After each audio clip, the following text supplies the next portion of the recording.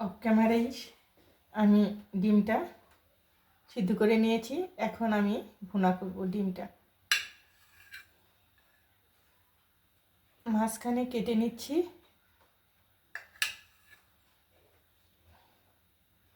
এভাবে অনেক দিন আগে করেছিলাম, যখন আমি পেজ খুলেছি, তখন প্রথম দিনই এটা করেছিলাম। তখনই বাজিমাত হয়ে গিয়েছিল।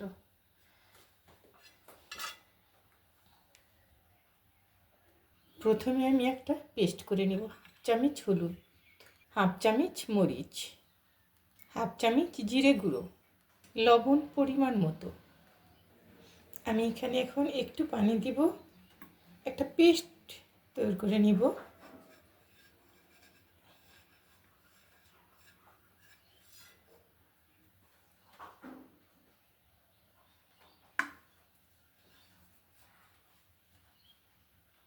পানি বেশি হলে ভালো হবে না।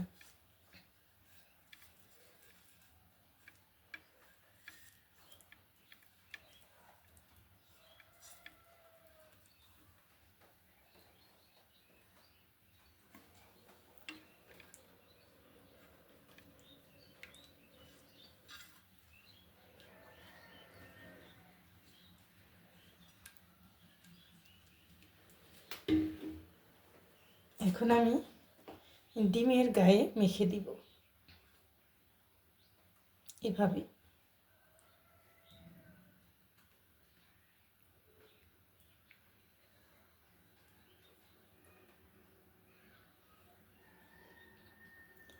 এটা যখন আমি বলেছি গল্পটা, এটা একদিনেই এত মানুষ দেখেছিল,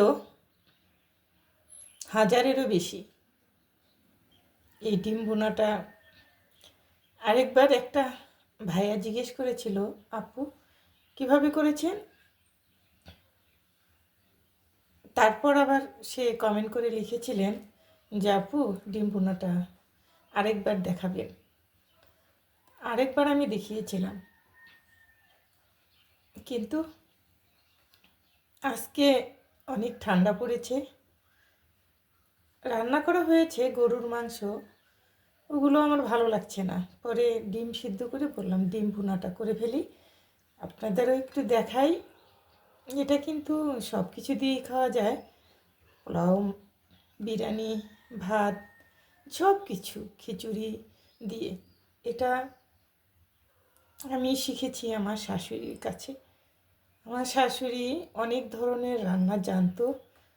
সে একটা মহিষী নারী ছিল। তার কাজগুলো এত সূক্ষ্ম ছিল, পারফেক্ট ছিল। ওভাবে তো করতে পারবো না, জাস্ট একটু শাশুড়ির নামটা নিয়ে করতেছি আর কি।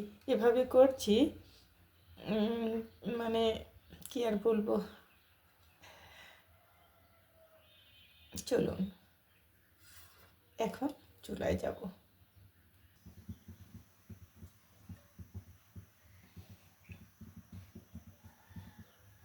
সাদা তেল দিয়ে দিচ্ছি। চুলাটা অন করে রেখেছিলাম।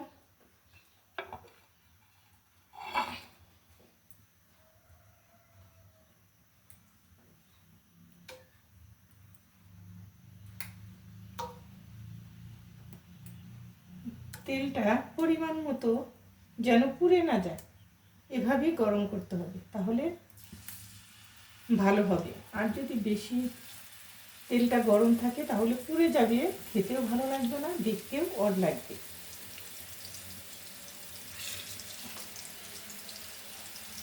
একদম সহজ।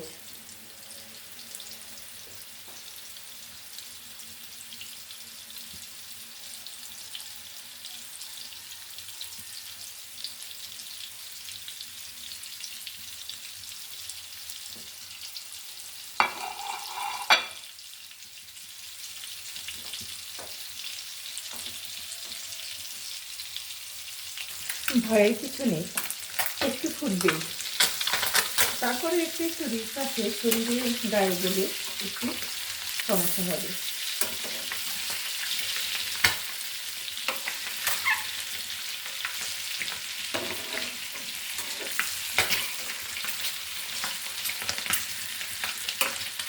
শীতের দিন ভরে খিচুড়ি রান্না করে এটা করলে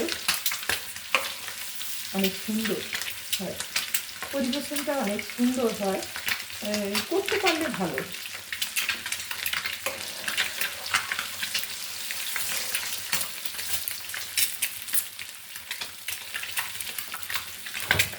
আমি এখানে দিয়ে দিচ্ছি পেঁয়াজ কুচি।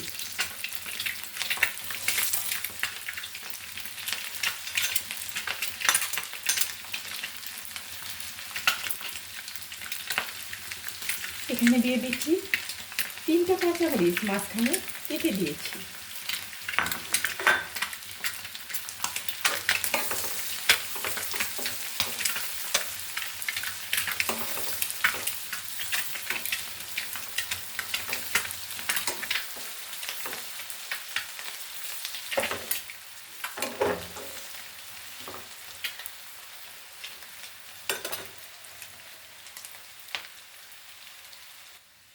এখানে দিয়ে দিচ্ছি 3টা এলাচ আর ছোট ছোট 4 টুকরো 5 টুকরো হবে দিয়ে দিচ্ছি দারচিনি। এটা আমি এভাবে ভেজে নেব। তেজপাতা আমার কাছে নেই, তাহলে তেজপাতাটা দিতাম। তেজপাতা শেষ হয়ে গেছে, বলতে ভুলে গেছি।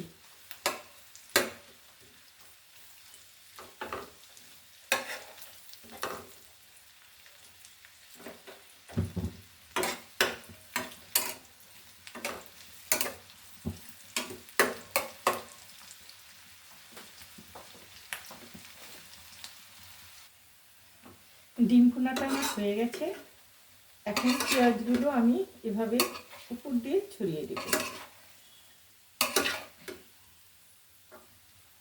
খেতে কিন্তু অনেক টেস্ট, অনেক। সেটা কেউ যদি করে খান তাহলে বুঝতে পারবেন, আর যদি কেউ করে না খেয়েছেন তাহলে করে খাবেন।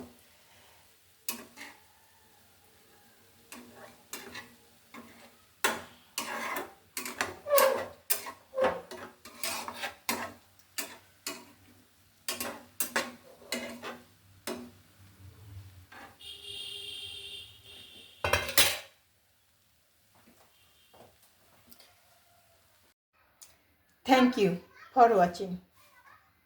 আল্লাহ হাফিজ।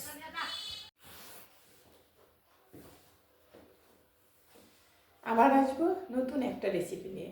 ভালো থাকবেন সবাই, সুস্থ থাকবেন। আল্লাহ হাফিজ।